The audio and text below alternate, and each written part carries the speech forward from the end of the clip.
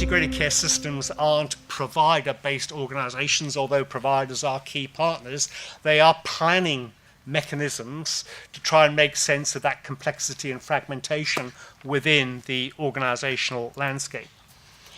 But within them, at least within the larger and more complex ones, there are integrated care partnerships, which are very much about how care is provided. So alliances of NHS providers working together, agreeing to collaborate rather than compete, and including, in their most advanced development, hospitals, community services, mental health, GPs, and social care, and independent and third sector providers.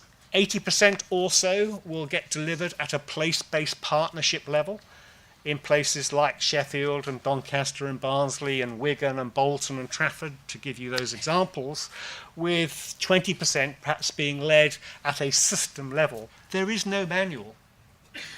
There is no guidebook that says this is what an integrated care system is, this is how it should be organised, and this is what it should do. The colleagues involved in the 10 integrated care systems are themselves writing the manual on system working. You have the larger ICSs, Greater Manchester not far short of 3 million, South Yorkshire, Bassetlaw 1.6 million. Large, complex, and the way I've been describing. At the other extreme, we've got Blackpool, about 300,000. You've got many of the ICSs around about the three-quarter of a million size. And there is a kind of emerging, bubbling debate about, well, can it be right that we have so much variation in size and complexity in the cohort in this first wave of ICSs? And is there any move at all to begin to bring together the smaller ones to make them more like the bigger ones? I think there's an obvious rationale for doing that, but there are some big risks potentially as well, given the importance of the relationships within these systems and partnerships, and the risk of putting those on one side for the sake of neatness around some kind of organisational map. What are the emerging functions and roles of integrated care systems? Well, the way we've seen it is there's a planning function, building on what the STPs have set out. It's about how you then can align but not do the commissioning behind the plan. It's about bringing together over time the functions of NHS E and I alongside the integrated care system. Putting it bluntly, the worst of all outcomes would be to add another layer of complexity called an integrated care system to the already too many layers of complexity we have in the fragmented complex legacy of the 2012 Act. It's about taking responsibility at a system level for overseeing performance in the system. Self-evidently, it needs to be about the provision of system leadership on the issues that require system leadership, and owning and resolving system challenges rather than looking externally for help from the management consultants or from the turnaround specialists or from others. This is all about collective leadership across the organisations and distributed leadership from the top to the bottom. And the staffing of integrated care systems is developing through changes to the roles of CCGs, the roles of regulators, and through secondments from partner organisations.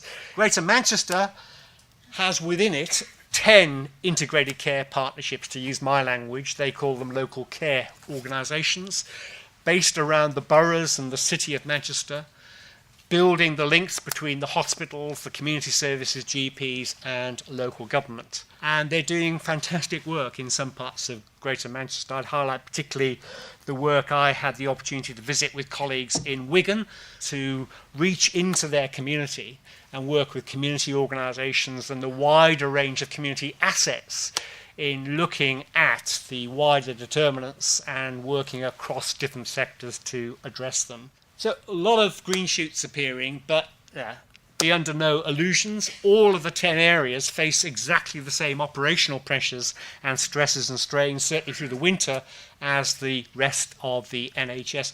And why should we expect it to be any different when ICSs haven't even celebrated their first birthday, with the exception of Greater Manchester?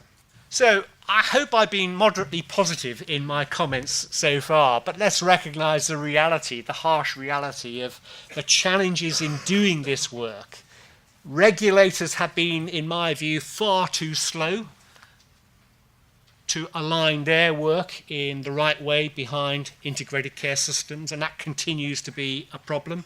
I worry about the demands we're placing on our leaders, who have their organisational roles, their ICS roles, their partnership roles, and so much more besides. Local authority involvement has been really positive in many places, but not everywhere, and we've got work to do to tackle that. The concerns about is this really to do with privatisation, and the 2 judicial review challenges have raised concerns in some quarters that have not been particularly helpful, and integrated care systems have started to deliver, but we need to see more of that to reassure those who aren't naturally supportive of the ICS system-based working.